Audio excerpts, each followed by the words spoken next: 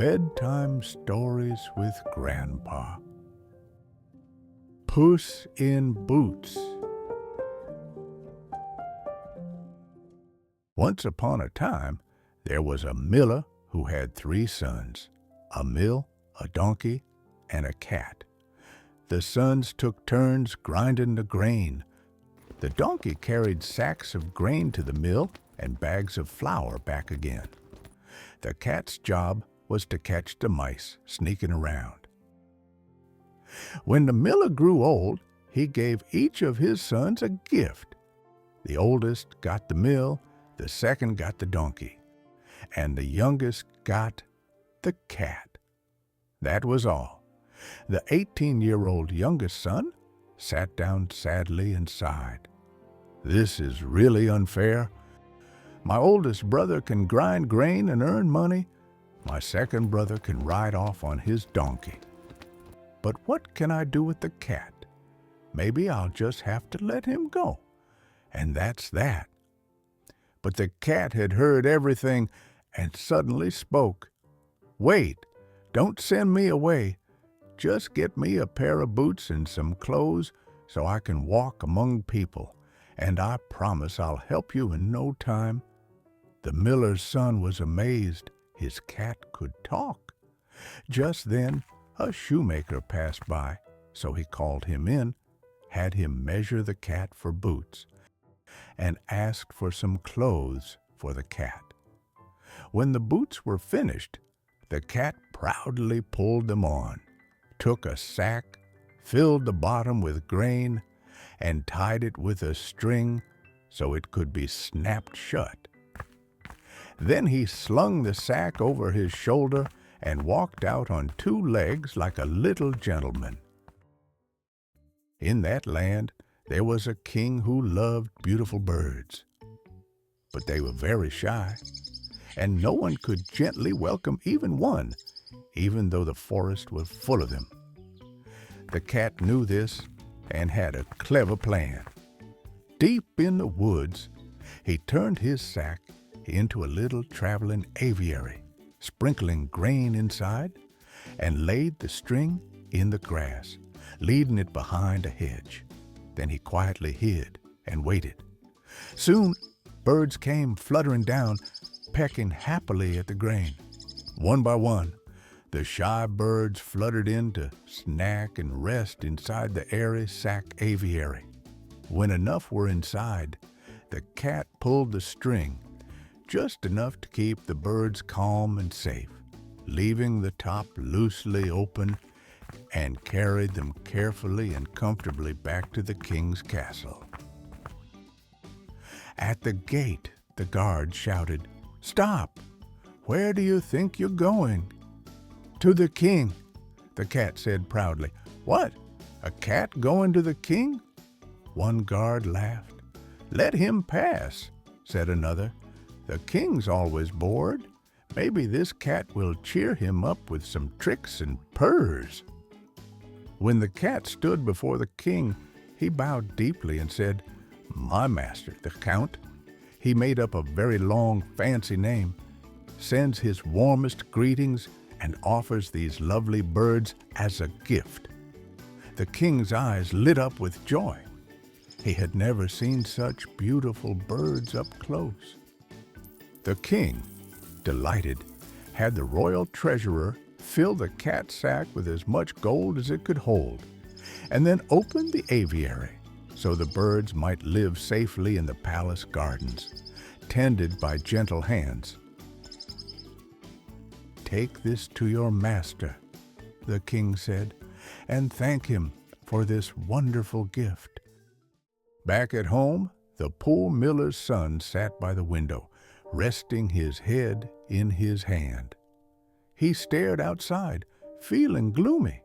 He had spent his very last coin on the cat's boots, and now he worried the cat might never bring him anything worthwhile. Just then, the cat strutted in proudly, tossed the sack from his back, loosened the string, and poured a pile of shining gold coins onto the table. "Here's some gold from the king," said the cat cheerfully. He sends his greetings and thanks you kindly for the lovely birds." The miller's son blinked in disbelief. Gold? From the king? He was overjoyed, though he didn't quite understand how it had all happened. While the cat pulled off his boots, he told the whole story in a playful tone. "And listen," added the cat with a wink, "you've got money now, sure, but this is just the beginning. Tomorrow I'll put on my boots again and make you even richer. You see, I told the king you're a noble count." The next morning, just as promised, the cat pulled on his shiny boots and went hunting again. That day, too, he brought the king more wonderful birds, and once again came home with a sack full of gold. Day after day, the clever cat delivered gifts to the king, and soon he was so trusted that he could wander in and out of the royal castle as he pleased. One chilly afternoon, the cat was warming his paws by the royal kitchen fire when he overheard the royal coachman grumbling. "Oh dear, I wish the king and princess would choose another day for their outing. I wanted to relax and have some cake with my friends, but now I've got to drive them to the lake." The cat's ears perked up. He slipped out of the castle and hurried home to his master. "If you want to become a real count and win the king's favor," he whispered excitedly, "come with me to the lake for a swim." The miller's son blinked. A swim? But he trusted his clever cat and followed him anyway. When they reached the lake, he took off his clothes, left them neatly by the shore, and splashed into the water. Meanwhile, the cat quickly hid his master's clothes safely behind a bush. Just then, the king's grand carriage came rolling along. The cat darted into the road and called out worriedly, "Oh, your majesty, something awful happened. My master, the count, was enjoying a peaceful swim when someone ran off with all his clothes. Now he's stuck in the chilly lake." The king was concerned. "Stop the carriage," he commanded.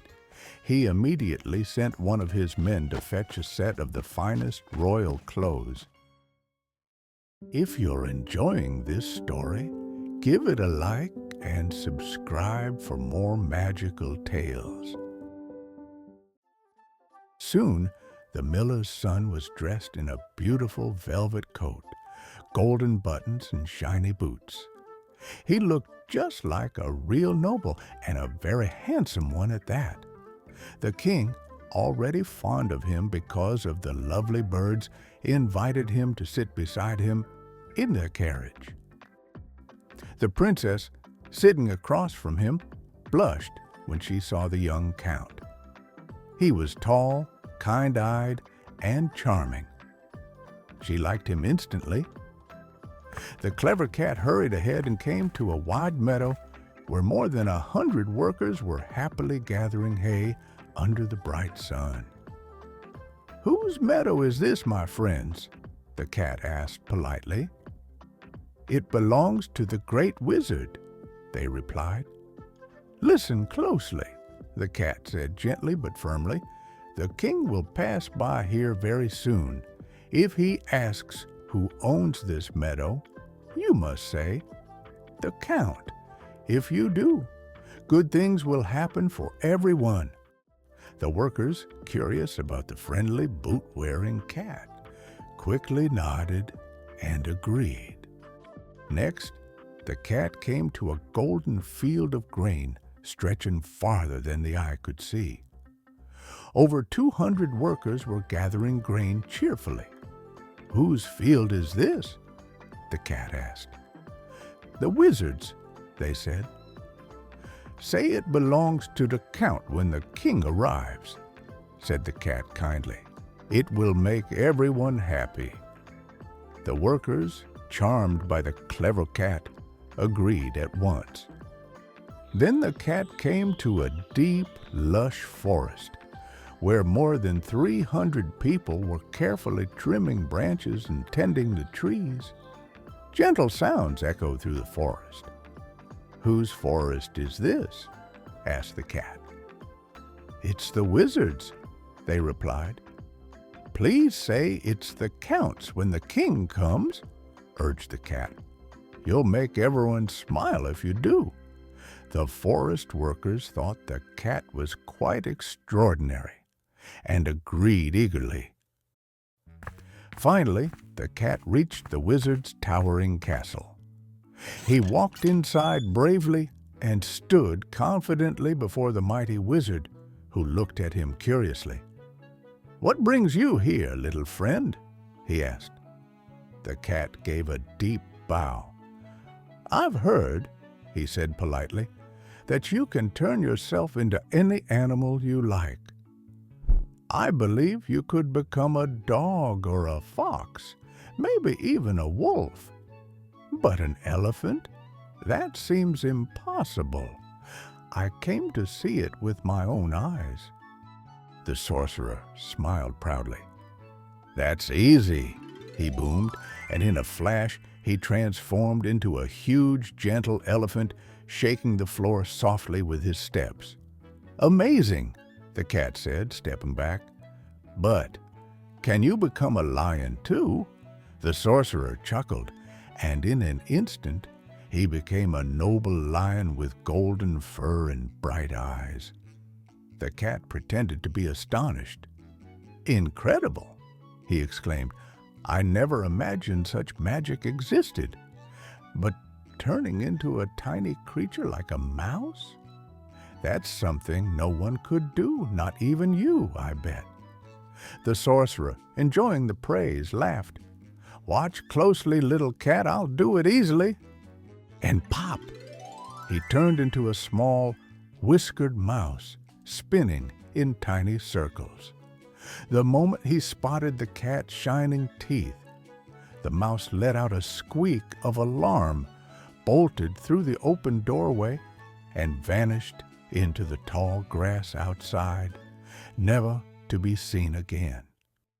Meanwhile, the king's carriage rolled on with the count and the princess. They came to the meadow. "Who owns this hay?" asked the king. "The count," the workers shouted, just as the cat had asked them to. "You have wonderful land, Count," said the king warmly. Next, they reached the golden grain field. "Who owns this grain?" "The Count," the workers called cheerfully. "Such splendid farmland!" the king exclaimed, very impressed. Then they came to the beautiful forest. "Who owns these woods?" "The Count," said the woodcutters brightly. The king's eyes widened in admiration. "You must be very wealthy indeed, dear Count. Even my own forests aren't this grand." At last, they reached the magnificent castle. There stood the cat at the top of the marble steps, tail held high. When the carriage stopped, he hurried down, opened the door, and bowed deeply. "Your Majesty," he purred warmly, "welcome to the castle of my master, the Count. He is delighted by your visit." The king stepped out and gasped. The castle was even grander than his own, with tall towers and sparkling windows. The Count kindly offered his hand to the princess and led her up a golden staircase into a beautiful hall shining with jewels and gold. There, the Count told the whole truth, with deep regret for his past actions. And the 18-year-old princess and the Count were happily promised to each other. As for the clever cat, he was made the first royal advisor, and he never needed to chase another mouse again. And so the clever cat, the kind miller's son, and the whole kingdom lived happily ever after. This tale reminds us that even if you start with very little, a brave heart, and a smart idea, can lead to great things. Sometimes the smallest friends can bring the biggest changes.